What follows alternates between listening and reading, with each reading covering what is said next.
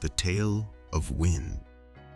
In a quaint village, nestled between the majestic mountains and the vast sea, the children were filled with curiosity about the world around them. They often wondered where the wind came from and how it was created.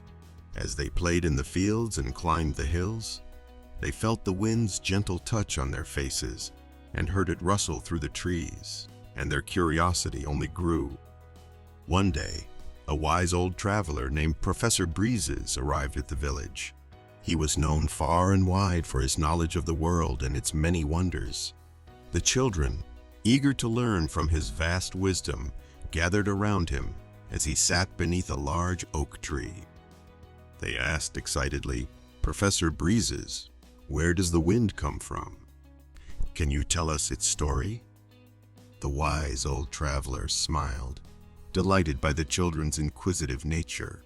He decided to share with them the true story of the wind's origin in a way that would both educate and captivate them.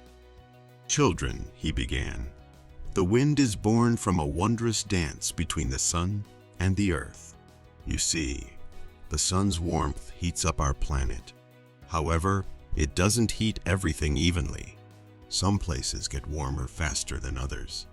The land, for example, heats up more quickly than the water. When the warm air over the land rises and meets the cool air from the sea, they start to mix and swirl, creating what we know as the wind." The children listened with great interest as Professor Breezes continued. "The wind can be gentle, like a whisper, or strong, like a mighty storm, all depending on how the warm and cool air come together. The mountains, the oceans, and even the forests all play a part in shaping the wind's journey. Sometimes, the wind travels great distances, carrying with it the scents and sounds of far-off lands."